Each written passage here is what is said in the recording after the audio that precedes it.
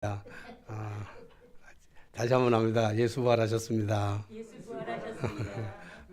그때보다 감동이 떨어지잖아요. 아까보다.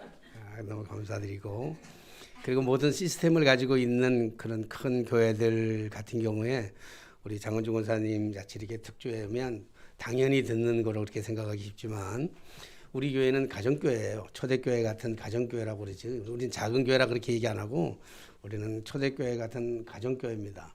네, 이런 가정교회에서 이런 특주를 듣는다는 것은 참 행운이고 축복인 줄로 믿습니다. 딱 한 사람만 불안해하고 있지만 나머지 모든 사람들은 다 은혜 되죠? 참 좋은 은혜가 된 줄 믿습니다. 오늘은 예수님께서 죄와 사망의 권세를 이기시고 생명으로 다시 부활하신 부활절입니다. 먼저 우리가 우리 시스템이 다 되어 있지 않는 교회니까 좀 어색한 게 많이 어색하지만 마음으로 한번 눈을 조용히 감으시고 부활하신 주님의 그 따스한 온기를 한번 느끼는 그런 시간이 한번 되었으면 참 좋겠다 하는 생각이 됩니다. 부활하신 주님, 우리 다시 보혜사 성령으로 오셔서 넘어진 우리를 붙잡아 주시고 어깨를 도닥거리시며 말씀하실 거예요. 참 괜찮아, 실수했어도 괜찮아, 많이 아프지, 그래 힘들 거야, 그러나 너 잘 될 거야 라고 하는 그 주님의 청한 그런 음성을 한번 느껴보시는 귀한 시간 되시기를 바랍니다. 또한 갈보리 십자가 위에서 당신의 심장까지도 다 내어주신 그 따뜻한 주님의 그 품속 그 안에 그 따뜻한 온기를 한번 느낄 수 있는 그런 귀한 시간 한번 느껴보시기를 바랍니다. 시간이 많지 않아서 또 오랫동안 묵상하면서 했으면 좋겠지만 이렇게 주님의 따뜻한 손, 십자가 위에서 양손에 못 박혔던 그 따뜻한 그 손, 피 흘리신 손, 그 손의 온기를 느끼시고 오늘도 우리의 그 허물과 죄악이 많다 할지라도 다 용서하시면서 이해해 주시고 용납해 주시고 그리고 괜찮다고 말씀하시고 용기를 주시는 하나님의 그 청한 음성을 다시 한번 기로 믿음의 기로 한번 들어보시고 그리고 심장을 내어주셨다 그랬는데 예수님의 창이 옆구리를 찌르고 창이 옆구리를 찌르면 그 창 끝 한 날이 심장까지 올라가거든요. 심장까지 올라가니까 그 심장까지 올라가신 그 심장 우리를 위해서 대신 죽으신 그 심장, 그 심장의 뜨거운 그 피. 그래서 십자가에서 당신의 몸과 피와 물까지 다 버리셨던 그 주님의 그 사랑. 피가 다 나오고 난 다음에 우리 몸에서 피가 다 나오고 난 다음에 뭐가 나오냐면 물이 나오거든요. 그러니까 예수님이 우리를 위해서 십자가에서 당신의 피를과 물을 다 쏟으셨던 그 사랑. 그것은 냉정한 것이 아니고 차가운 것이 아니라 뜨거운 피, 오늘 뜨거운 심장, 그 심장으로 여러분들의 품에 안겨서 한번 느껴보시기를 바랍니다. 또 특별히 부활하신 주님은 지금 보혜사 성령으로 지금도 우리와 함께하고 계신 줄 믿습니다. 여러분들이 믿음으로 승리하는 귀한 삶을 살아가게 되시기를 주님의 이름으로 축원합니다. 예수님의 말씀은 그 당시의 서기관들이나 바리새인들, 율법주의자들이 가리키는 어떤 그 메시지보다도 한 차원 다른 예수님의 말씀에는 능력이 있고 권위가 있고 사랑이 있고 그래서 그 말씀을 듣는 사람들마다 감동이 되고 변화가 되고 역사가 나타나는 그러한 놀라운 힘을 가지고 있었습니다. 그러나 율법학자들이나 유대인들이나 바리새인들이 생각할 때는 예수님의 그 하시는 모든 말씀이나 행동이 자신들의 절대적 가치라고 생각했던 자신들의 절대적 진리라고 생각했던 율법을 어기는 그러한 일을 하셨고 그리고 자신들의 인기를 가지고 있었던 자신들의 권위를 가지고 있었던 이 모든 것들이 다 예수님께로 이양되는 것 같은 그래서 모든 사람들이 관심이 예수님 앞에 쏠리는 것 같은 그 모습을 보면서 바리새인들이나 서기관들이나 유대인들이나 이 많은 율법주의자들이 어떻게 하면 저 예수를 잡아가지고 죽일까? 어떻게 하면 죄를 덮어씌울까? 어떻게 하면 무슨 제목을 가지고 저 예수를 죽일까라고 생각했던 그 수없이 많은 그 무리들이 오늘 지금 회당에 모여 있었습니다. 꽉 차 있었습니다. 그리고 예수님께서는 그 회당을 향해서 다시 들어가시고 그 회당 안에서 저 회당 한 모퉁이, 저 구석 한 모퉁이에서 울고 있는 십수년 동안 그 한쪽 손을 쓰지 못하는 그 고통 속에서 울고 있는, 흐느끼고 있는, 절망하고 있는, 좌절하고 있는, 원망하고 있는 그러한, 우리가 어제 지난주에 말씀하셨던 것처럼 이름을 삼시기가 아니고 상시기가 울고 있는 예수님은 그 상시기의 모습에 초점이 가 있었습니다. 오늘 이 한쪽 손 마른 이 상시기가 흘리는 이 눈물은 하루 이틀에 흘린 눈물이 아니라 십수년간 고통의 세월 속에서 참고 힘들어하고 견뎌왔던 지난날의 모든 삶의 모습을 주님은 다 알고 계셨어요.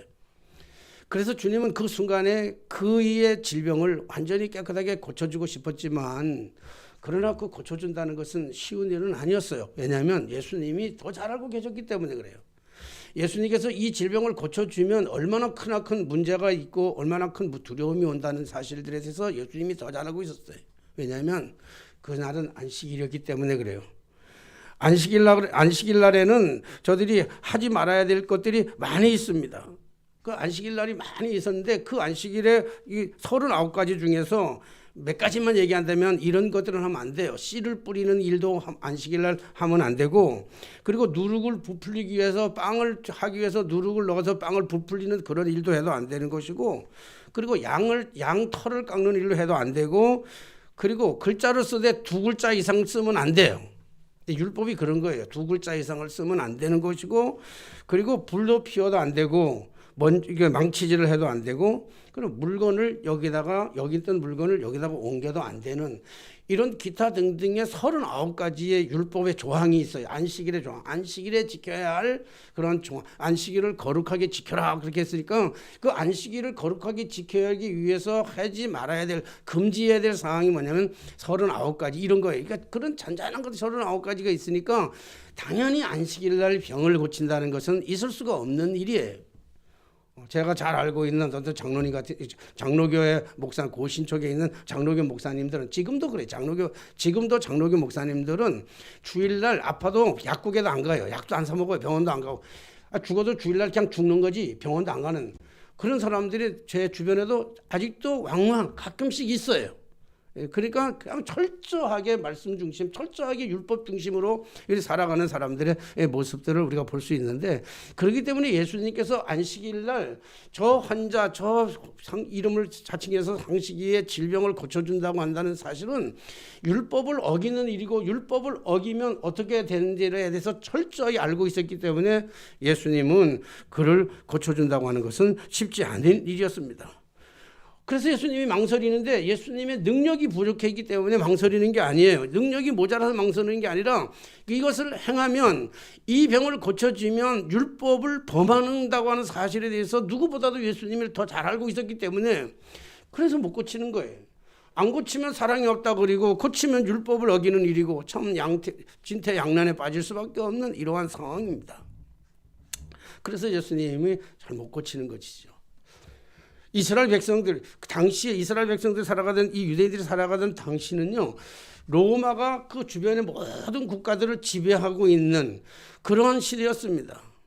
그래서 로마가 그 많은 나라를 지배하면서, 그리고 자신들이 로마법을 만들어서 자신들도 로마법을 지킬 뿐만 아니라 속국 나라들, 약소국가들, 그 주변에 자기들이 정복한 약소국가들에게 자신들의 로마의 법을 지키도록 그렇게 만들었어요. 그러니까 이스라엘 백성들도 로마의 속국이 되었기 때문에 당연히 로마의 법을 지키는데, 이스라엘 유대인들은 로마의 법을 지키면서도 더 중요하게, 그 법보다 훨씬 더 중요하게 생각했던 법이 뭐냐면 율법을 저들은 생각해요. 모세로부터 나온 율법을 로마 법보다 훨씬 더 중요하게 생각했단 말이에요. 그래서 율법을 지키기 위해서는요, 자신들의 목숨까지도 초계처럼 버릴 수 있는 그러한 담대함이 그들에게 있었다고요. 그러니까 율법이라고 하는 게 그만큼 저들에게는 중요한 이러한 사실이었습니다.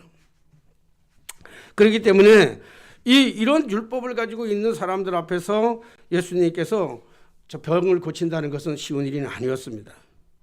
그래서 예수님은 그러한 갈등 속에서도 그 갈등이 길고 오래 가지는 않았어요. 왜냐하면 예수님은 율법보다 더 중요한 것이 사람이라고 하는 사실을 주님이 알고 계셨기 때문에 그래요. 하나님께서는 사람을 창조하시고 사람이 행복하게 살아가기 위해서, 사람이 질서를 따라서 살아가기 위해서, 사람들이 어떤 원칙이 깨지고 분열이 생겨나는 그런 것을 막기 위해서 하나님께서는 율법을 주셨어요. 근데 하나님이 율법을 주셨는데, 사람을 위해서 율법을 주셨는데, 사람들이 율법을 지키다가 율법을 지키려고 하다가 결국은 사람을 잃어버리는 경우가 얼마나 많은지 몰라요. 하나님이 사람을 만들어 놓고 돈을 주셨는데 사람들이 돈을 숭배하고 돈을 쫓아가다가 사람을 잃어버리는 경우가 참 많은 거하고 똑같다고요. 율법이라고 하는 것은 사람을 위해서 존재하는 것인데, 오히려 사람이 율법 속에 갇혀가지고 율법의 정죄함을 받으면서 율법을 가지고 판단하면서 살아갈 때가 얼마나 많은지 몰라요. 좀 오래된 일이지만요, 저희 집 동네에서 좀 시끄러운 일이 있어가지고 무슨 시끄러운 일인가 하고 좀 나가봤어요. 나가봤더니 중학생 다니는 한 대여섯 명 아이들이, 중학교에 다니는 대여섯 명 아이들이 한 집에 모여가지고 술 파티를 좀 했는 것 같아. 뭐 정확한지 모르지만 뭐 호기심도 있고 하니까 술 파티를 좀 한 것 같아요. 근데 그 집 주인집 아주머니가 어디 나갔다 며칠 집을 비웠다가 생각보다 하루 일찍을 와버린 거야. 그러니까 아이들이 엄마도 없고 아버지도 없고 아무도 없으니까 걔네 집에 모여가지고 애들끼리 앉아서 그 어린 아이들끼리 술 파티를 벌이면서 이제 한번 해보자 그래가지고 했는데, 어머니가 들이닥치니까 아이들이, 그 조그만 중학생들이 앉아가지고는 술 파티를 하고 있으니까 엄마가 이제 맛이 간 거야. 그래가지고는 경찰서에서 연락을 해가지고 이놈 새끼들 버르장머리를 고쳐놔야 된다고, 이놈 새끼들 경찰서에 연락해서 경찰들도 한 두세 명 와가지고 있고, 그게 막 시끄러운 거야. 그래서 이놈들은 버르장머리를 이거 지금부터 버르장머리를 안 고쳐주면 이거 뭐라 그러나 뭐 3살부터 8까지 간다 뭐 이래가지고 안 되니까 가서 콩밥도 먹이고 정신 바짝 차리고 가서 집어넣어야 된다고.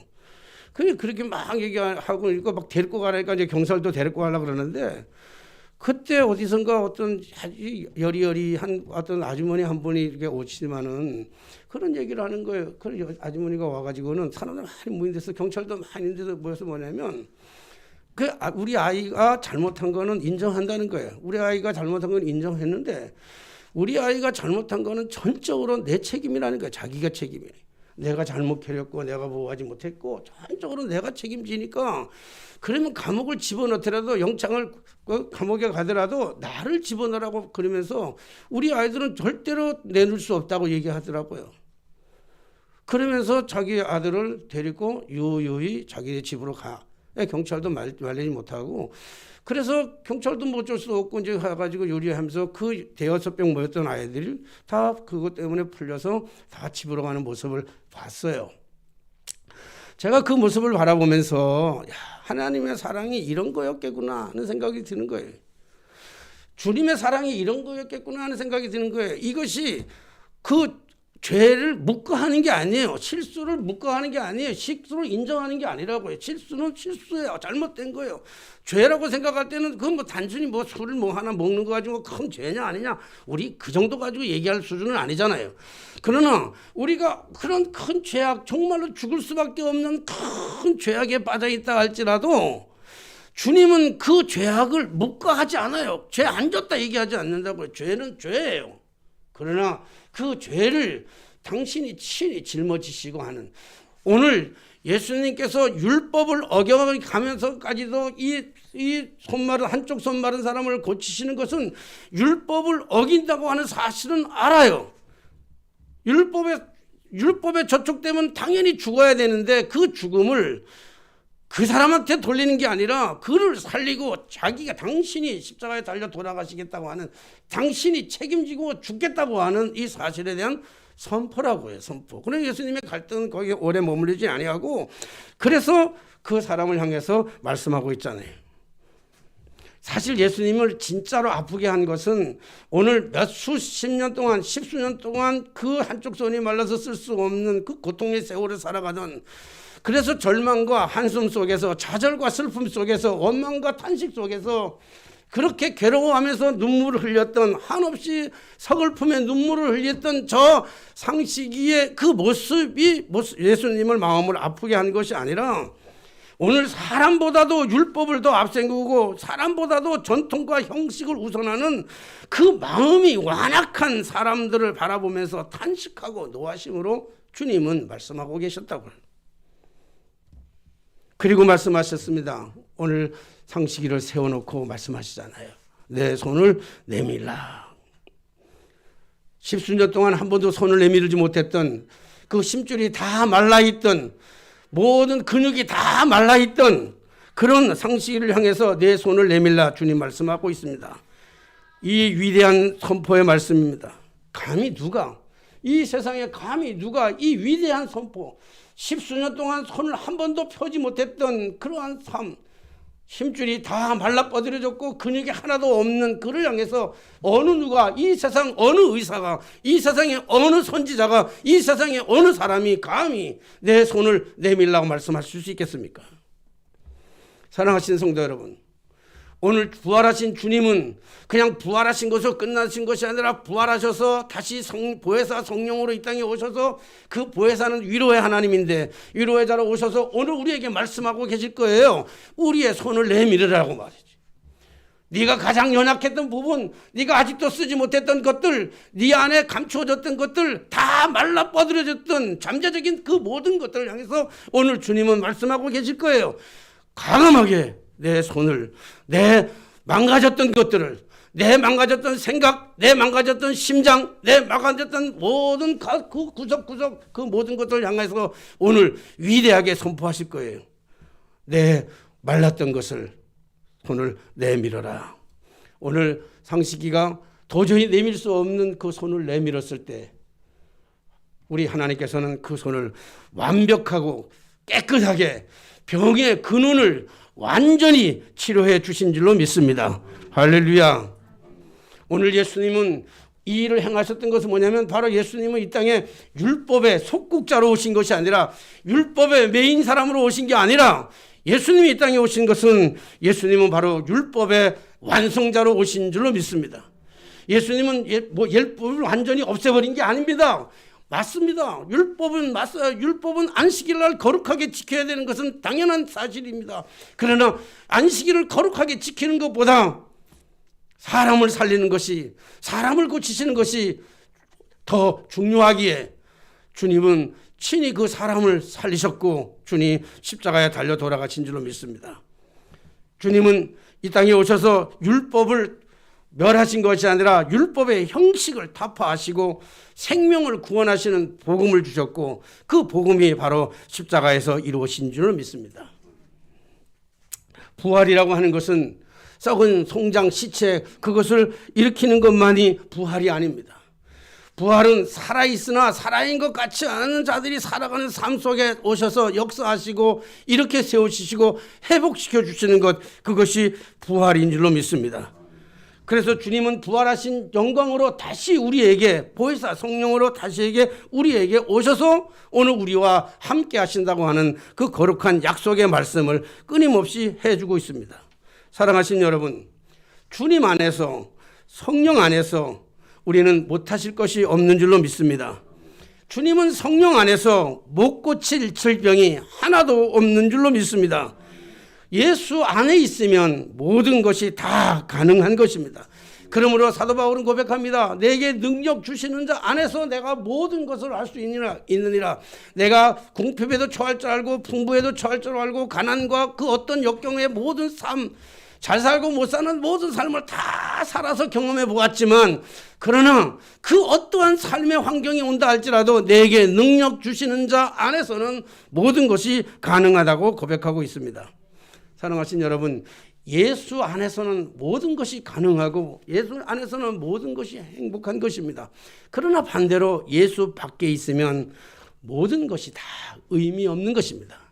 예수 안에서 누리는 잠깐의 행복, 예수 안에서 누리는 잠깐의 쾌락, 예수 안에서 누리는 모든 것들이 예수 밖에서 가지고 있는 모든 재물과 모든 건강과 모든 지식은 의미 없는 것들이고 헛된 것들일 뿐입니다. 그러므로 예수 안에 있을 때 완전한 것이고 예수 안에 있을 때 진정한 행복이고 예수 안에서만, 부활하신 예수 안에서만 우리의 모든 문제가 해결될 줄로 믿습니다. 그렇기 때문에 예수 안에서는 실패도 실패가 아닙니다. 예수 밖에서는 성공이 아니듯이 예수 안에서는 실패도 실패가 아닌 것은 예수님은 그 실패의 삶을 통해서 하나님이 우리를 더욱더 존귀하게, 거룩하게, 귀하게 사용하기 때문에 그렇습니다. 뭐 이리저리 이게 공중파로 나가는 거기 때문에 좀 조심스러운 간증이긴 하지만요. 우리 지난번에 우리 교회 와서 한번 예배드렸던 김하실 그 선생님 혹시 기억하는지는 모르겠어요. 부부랑 같이 왔었는데 학교 선생님이었는데 중학교 여선생님인데 그 여선생님이 어깨를 툭툭 학생들한테 야 좀 잘해 하고 어깨를 막 쳤어요. 야 임마 힘내 임마 잘해. 그랬더니 이 학생이 그래서 신고를 냈어. 성추행이라고 자기 만졌다 성추행이라고. 그래서 교육부에서 그 성추행으로 해가지고 그게 또 돼가지고 한 4년 동안 끌었어요. 뭐 재판에도 가고 뭐도 끌고 이해가 안 되는 거지만 재판에도 가고 그렇게 가가지고 4년 있다가 그래서 그 공백 기간에 우리 교회도 한번 왔었고 우리 교회 갔다가 이제 그 4년에 막 정말 힘든 시간을 억울하기도 하고 말도 안 되는 거 가지고 요즘 시대에 이 말도 안 되는 이런 정책이나 말도 안 되는 그런 제도를 가지고 얘기하니까 억울한 거 가지고 가다가 4년 동안 그러니까 그렇게 하고 나니까 4년 동안 봉급도 하나도 안 주는 거예요. 그러다가 그런 4년 동안에 그 긴 세월을 하다가 올해 그것이 다 해결되면서 올해 교감으로 이제 승진해가지고 갔어요. 그래서 어제 저녁 때 전화하면서 이렇게 이런 얘기 저런 얘기 하다 보니까 하나님의 그 절묘하심이 끝도 없고 한도 없다는 거예요. 왜냐하면 그때는요. 교감으로 승진하는 케이스인데 그때 교감으로 승진했으면요 자기네 집하고 너무 멀리 떨어진 학교들밖에 없었대 교감이.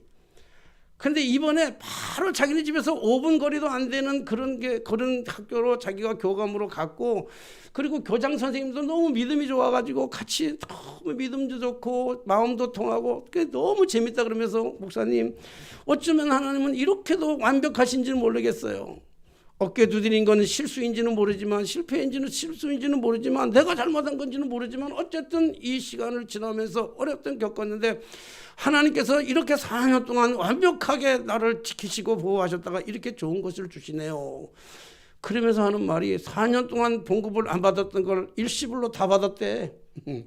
그러니까 일시불로 남으니까 생각보다 훨씬 더 많은 거야. 많고 좋은 거 너무 좋은 거예요. 사랑하신 여러분. 우리가 그리스도 안에 있으면 그래서 내가 그 얘기를 했어요. 우리 화실 선생한테 화실 선생은 그래도 그 어려운 고난 속에서 주변에 있는 목사님들에게 기도 부탁하고 기도 부탁하면서 신앙 흔들리지 않으려고 그 신앙의 뿌리를 붙잡으려고 얼마나 하나님을 원망하고 싶겠어요. 하나님 내가 뭘 잘못했습니까? 여학교에서 여학생 어깨 한번 만지는데 그게 뭐 그렇게 성추행이라고 이런 문제를 줘가지고 나를 왜 이렇게 괴롭힙니까? 4년 동안 하나님을 원망하기도 충분했을 텐데도 불구하고 그럴 때마다 그 순간순간마다 하나님을 의지했더니 하나님께서 더 좋은 거를 주시는 하나님의 거룩한 축복. 그래서 간증하면서 다니더라고요. 사랑하시는 성도 여러분, 그리스도 안에 있으면 실패도 실패가 아닌 줄로 믿습니다. 그리스도 안에 있으면 고난도 고난이 아닌 줄로 믿습니다. 그리스도 안에 있으면 모든 것이 하나님의 선하신 방법대로 다 이루어지실 줄로 믿습니다.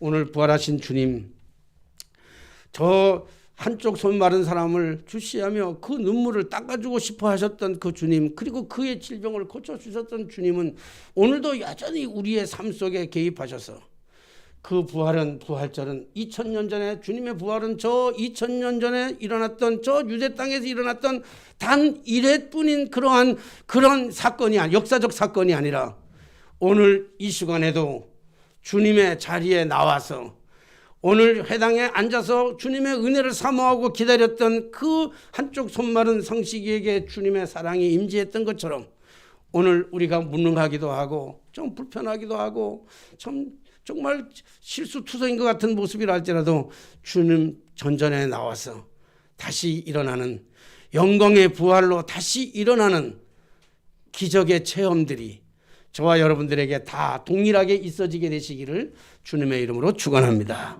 기도하겠습니다. 아무도 주목하지 아니하고 아무도 관심 갖지 아니하며 아무도 그 상시기의 질병과 고통에 대해서 느껴보지 못하는 그러한 소외된 자이지만 주님께서는 하늘의 보좌와 영광의 자리를 포기하시고 상시기를 찾아서 그곳까지 찾아오시고 회당 저 구석에서 울고 있는 그 손마른 자를 바라보면서 고쳐주시기 위해서 당신이 율법의 그 십자가에 못 박히셨던 그 사랑, 오늘 그 사랑을 우리가 우리의 삶 속에서 그대로 느껴질 수 있도록 인도하여 주셔서 우리의 무능했던 삶, 우리의 말라 비틀었던 우리의 생각들, 이 모든 것들이 주님의 말씀 안에서 완전히 회복되어지는 새로운 부활의 역사를, 새로운 부활의 영광을, 새로운 부활의 능력을 우리 다 경험하게 하여 주옵소서. 예수님의 이름으로 기도하옵나이다. 아멘.